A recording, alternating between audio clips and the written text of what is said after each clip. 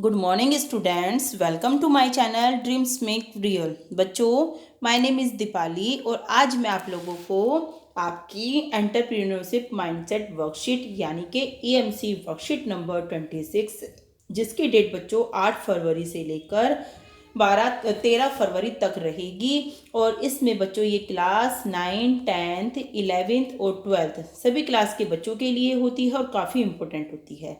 पिछली वर्कशीट में हमने टेक रिस्क यानी जोखिम उठाने का पार्ट 1 पढ़ा था कि अगर हम किसी नए काम की शुरुआत करते हैं तो क्या हमें उसके लिए रिस्क लेना चाहिए, रिस्क लेने के क्या लाभ हो सकते हैं और क्या उससे हमें नुकसान हो सकते हैं। ये सब हमने पिछली वर्कशीट में पढ़ा था। अगर आपने नहीं पढ़ा बच्चों तो आप मेरे चैनल की प्लेलिस्ट में जाकर इसका पार्ट 1 और सारी EMC की वर्कशीट कर सकते हैं। तो बच्चों, वर्कशीट को शुरू करने से पहले आप अपने परिवार के सदस्यों के साथ नीचे दिए गए लिंक पर क्लिक करके यह वीडियो देखिए। चर्चा कीजिए कि किसी जोखिम को उठाने से पहले उसका आकलन करना चाहिए या नहीं। तो बच्चों, अगर हम कोई भी नया काम शुरू करते हैं तो हमें उससे रिलेटेड सारी टर्म्स और कंडीशन पढ़ना बहुत ज़रूरी होता है। कोई भी रिस्क लेना हमें तभी चाहिए पहले जब हमें उस काम के बारे में पूरी नॉलेज हो, पूरा ज्ञान हो। 4 लोगों से उसके बारे में बातें करनी चाहिए, अपने से बड़ों का परामर्श लेना चाहिए। तो ये सब बातें बच्चों इसलिए ज़रूरी हैं। और इस लिंक पर क्लिक करके आप अपने फैमिली के साथ क्या करेंगे, साझा करेंगे बातें। पिछली बार की वर्कशीट करते हुए हमने समझा कि रिस्क का मतलब है विपरीत परिणाम की संभावनाएं, है ना। अगर हम रिस्क लेते हैं तो हो सकता है कि उसके अपोजिट रिजल्ट हमारे सामने आए और हो सकता है कि ना भी आए, दोनों ही बातें होती हैं। यदि अनुमानित लाभ रिस्क से अधिक है तो लोग रिस्क लेने के लिए तैयार हो जाते हैं। बच्चों, अगर हमें उससे प्रॉफिट मिलने लगता है और रिस्क भी है ना, तो लोग फिर भी तैयार हो जाते हैं। जैसे कि बाई चांस आप यही समझ लो कि अगर हमें अपना बिजनेस करने के लिए किसी ऐसे स्थान से होकर गुजरना पड़ता है जो कि थोड़ा रिस्की है, लेकिन रिस्क लेने के बाद वहां से हमें प्रॉफिट बहुत मिल रहा है, तो लोग बाग एट एनी कॉस्ट वहां पर जाएंगे जरूर। क्यों? क्योंकि उन्हें प्रॉफिट तो मिल रहा है, तो वो रिस्क लेने के लिए भी तैयार हो जाते हैं तब उन्हें प्रॉफिट मिल रहा हो। परंतु इसके लिए जरूरी है कि हमें रिस्क का सही तरह से आकलन करना चाहिए, जो बच्चों आप जरूर करोगे। चलिए आगे देखते हैं, आओ समझते हैं। 9वीं से 12वीं कक्षा के विद्यार्थी अब विद्यालय आ रहे हैं। हाँ, अब तो बिल्कुल आ रहे हैं। कोविड केसेस बहुत कम हो गए हैं, पर कोविड अभी खत्म नहीं हुआ बच्चों। स्पष्ट है कि डर अभी भी बना हुआ है। साथ ही साथ विद्यालय आना भी आवश्यक हो गया है। क्यों? क्योंकि विद्यालय में आकर अब आपका इम्पोर्टेंट चैप्टर्स मैडम आपके साथ रिवाइज कर रही हैं, सारा सिलेबस आपको बता रही हैं, जो आपका सिलेबस डिडक्ट हुआ है वो सब आपको बता रही हैं और वो टिप्स भी बता रही हैं जिनके माध्यम से आप अपने एग्जाम में ज़्यादा मार्क्स लेकर आ सकते हो। तो ऐसी स्थिति में आप रिस्क और लाभ की तुलना करते हुए नीचे दी गई तालिका को भरें। आप चाहे तो परिवार में या किसी दोस्त की से भी बात करके उनकी मदद ले सकते हैं। तो देखो बच्चों, किस तरह से ये बच्चे बैठे हुए हैं, विद्यालय में मास्क लगा हुआ है, बुक्स खोली हुई हैं और पढ़ रहे हैं। देखो, विद्यालय आने के डर क्या है। तो बच्चों बताइए, आपको पता होगा कि आप लोग विद्यालय जा रहे हैं, आपके मन में क्या क्या डर बना हुआ है। आपको डर बना हुआ है कि आप विद्यालय जाएंगे, डेस्क को भी छुएंगे, किसी और जरूरी सामान को भी छुएंगे, बच्चों के कांटेक्ट में आएंगे, है ना। तो कांटेक्ट में आने से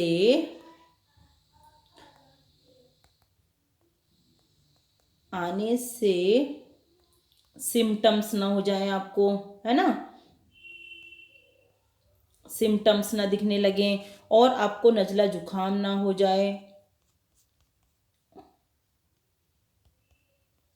या कोरोना वायरस आपके अंदर ना चला जाए सांस के माध्यम से। तो ये सारा डर आपके अंदर बना हुआ है। और विद्यालय जाने के लाभ क्या है बच्चों? आपके डाउट क्लियर हो रहे हैं, है ना, डाउट क्लियर हो रहे हैं, इम्पोर्टेंट टॉपिक्स आपको पता चल रहे हैं, इम्पोर्टेंट टॉपिक्स जो हैं डिस्कस हो रहे हैं और फ्रेंड्स से, दोस्तों से मुलाकात हो रही है, आप ये सब अपने हिसाब से लिख लेना, मैं आपको समझा रही हूँ बच्चों, ठीक है। दोस्तों से मुलाकात आपकी हो रही है, काफ़ी लंबे समय से आप अपने दोस्तों से नहीं मिले थे। और साथ ही साथ आप ये भी लिख सकते हैं कि टीचर्स के साथ इंटरेक्शन हो रहा है ना। टीचर के साथ आपका इंटरेक्शन हो रहा है, आमने सामने बातें हो रही हैं, तो ये सारी बातें आप लिख लेना। चलिए फिर आगे देखते हैं, विद्यालय रिस्क को कम कैसे कर सकते हैं। कैसे कर सकते हैं बच्चों, मास्क लगाकर जाइए, मास्क लगाकर, है ना। और क्या करोगे आप, अपने ग्लव्स पहनिए, ग्लव्स पहनकर किसी भी चीज़ को छुएं तो बार बार हाथों को धोकर, ये सारी सावधानी आपको बरतनी ही है। बार बार अपने हाथों को धोकर या सैनिटाइज करके आप ये जो डर है, रिस्क है, उसको कम कर सकते हैं। चलिए बच्चों आगे देखते हैं। आपने जाना कि रिस्क और लाभ की तुलना द्वारा आकलन करके रिस्क कम किया जा सकता है। बिल्कुल, अगर हम सारे ही प्रिकॉशंस रखेंगे, मास्क पहनेंगे, ग्लव्स पहनेंगे, हाथों में बार बार, है ना, किसी भी चीज़ को छूने के बाद आप अपने हाथों को धोएं या सैनिटाइज़र करें, और साथ ही साथ थोड़ी सी दूरी बनाकर रखें बच्चों से, तो आपका रिस्क कम हो जाएगा डेफिनेटली। जब अनिश्चितताएं अधिक होती हैं तो परिणाम विपरीत आने की संभावनाएं बढ़ जाती हैं। तो आओ अब अपने करियर से जुड़ी निश्चितताओं और संभावनाओं का आकलन करने का अभ्यास करें। देखो बच्चों, कितनी इंटरेस्टिंग आपकी वर्कशीट है। आप अपने लिए एक पसंदीदा करियर चुनकर लिखिए।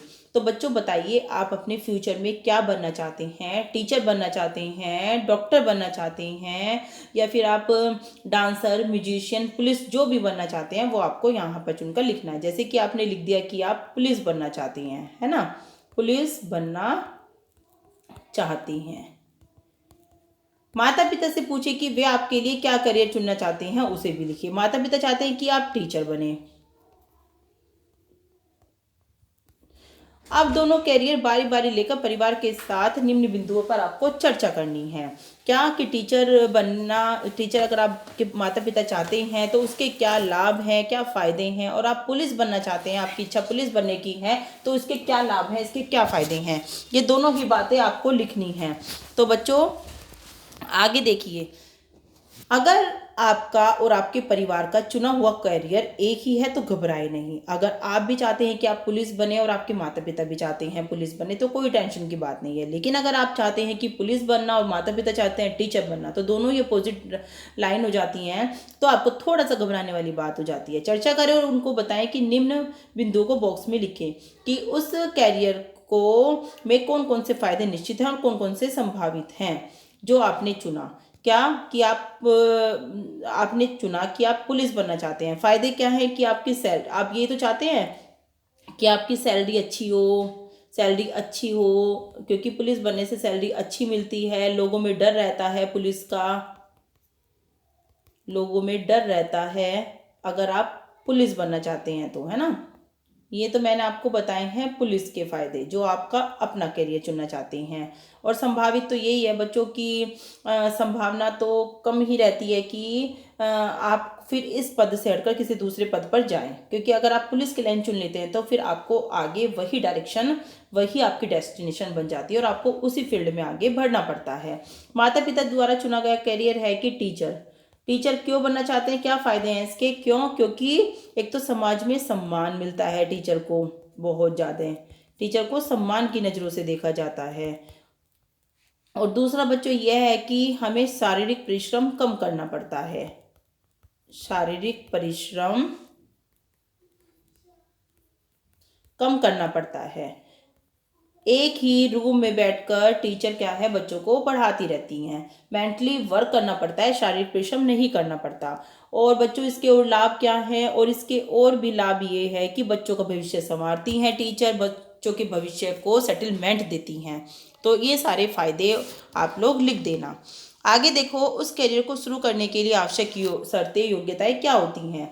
क्या अगर आप टीचर बनना चाहते हैं तो क्या शर्तें होनी चाहिए बच्चों, आपका BA MA क्लियर होना चाहिए, और साथ ही अब तो बच्चों आपका CTET या जहाँ जिस भी स्टेट से आप बिलोंग करते हैं वो टेट आपका क्लियर होना चाहिए।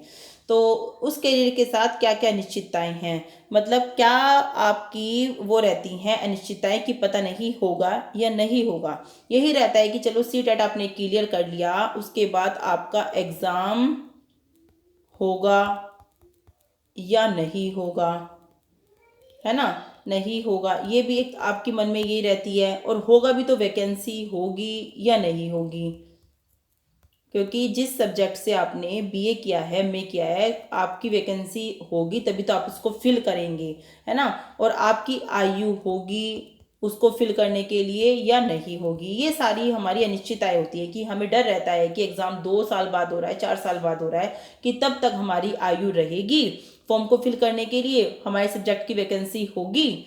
तो ये सारा डर मन में बना रहता है।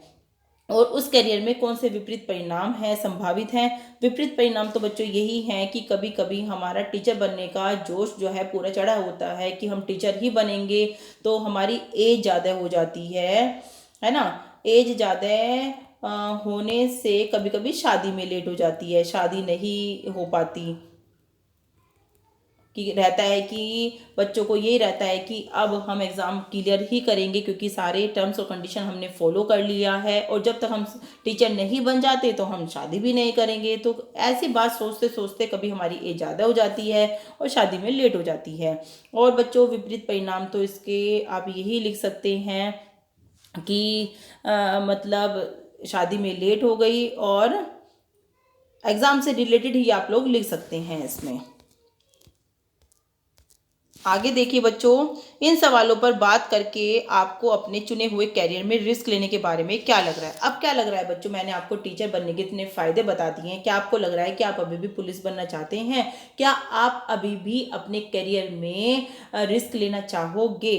अगर आप लगता है कि आप पुलिस बनने के लिए ही आप पूरी मेहनत कर रहे हैं, आप लोगों को कंट्रोल करना चाहते हैं, तो बच्चों आपके अंदर जो भी लगन है आप उसी करियर को आगे चुनें, और इसमें आपको रिस्क भी लेना चाहिए। ये मैं तो आपको यही कहूँगी कि जो आपके अंदर बनने की इच्छा है आप उसे एक बार करके ज़रूर देखना, एक बार आप उसमें रिस्क ज़रूर लेना। तो देखो बच्चों, रिस्क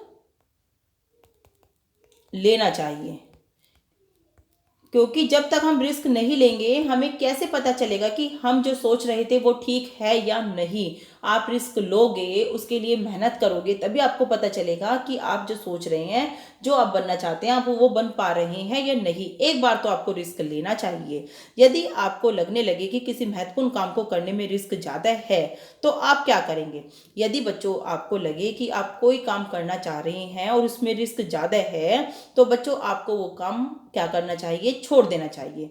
ठीक है, रिस्क लेना चाहिए लेकिन एक लिमिट तक आपको रिस्क लेना चाहिए। उसके बाद अगर आपको लगे कि फिर भी हमारे शरीर पर उसका प्रतिकूल प्रभाव पड़ रहा है, हमारे मानसिक स्थिति उससे बिगड़ रही है, हमारे परिवार को उससे नुकसान हो रहा है, तो आपको वो काम छोड़ देना चाहिए। तो बच्चों मैं ये लिख रही हूँ कि अगर लगे कि आपके शरीर और आपके परिवार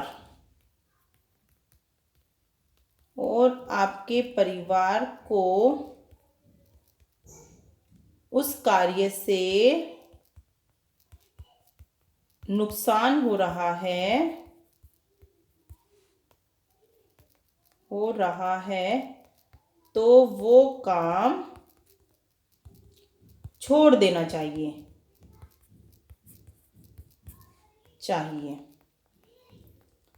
ठीक है बच्चों, जैसे कि देखो कुछ बच्चे सोचते हैं कि हमें तो स्विमिंग सीखना है ना। स्विमिंग सीखने के लिए आपने रिस्क भी ले लिया, आपने 2 दिन 4 दिन 6 दिन आपने 10 दिन प्रैक्टिस की स्विमिंग की, लेकिन आपसे वो हो ही नहीं रहा। कभी आपके नाक में पानी चला जाता है ना, कभी आपको कुछ और प्रॉब्लम हो जाती है। तो अगर आपको लग रहा है कोई भी काम आप शुरू कर रहे हैं और उससे आपके रिस्क ज़्यादा हैं, तो आपको वो काम छोड़ देना चाहिए। हो सकता है कुछ टाइम बाद आपके अंदर दोबारा लगन हो, दोबारा जोश हो, है ना, और कुछ दूसरी तकनीक अपनाकर आप उस काम को दोबारा शुरू करें, लेकिन ज़्यादा रिस्क आपको अपने ऊपर और अपने परिवार के ऊपर नहीं लेना चाहिए। तो आगे बच्चों, किसी भी कार्य में फ़ायदे के साथ थोड़ा बहुत रिस्क तो होता ही है। रिस्क लेने का मतलब है अनिश्चितताओं से ना डरना और फायदे एवं नुकसान की संभावनाओं को समान भाव से तोलते हुए आगे बढ़ना और इस क्षमता को विकसित करना। जो बिल्कुल ही रिस्क नहीं लेते और सुरक्षित निर्णय लेते हैं वे अच्छे अवसर खो देते हैं। तो बच्चों, ये तो मैंने आपको बताया ही है कि आप अपनी लाइफ में अगर सक्सेस होना चाहते हैं तो आपको कुछ रिस्क तो लेना ही होगा, क्योंकि रिस्क लेने से ही क्या होता है बच्चों,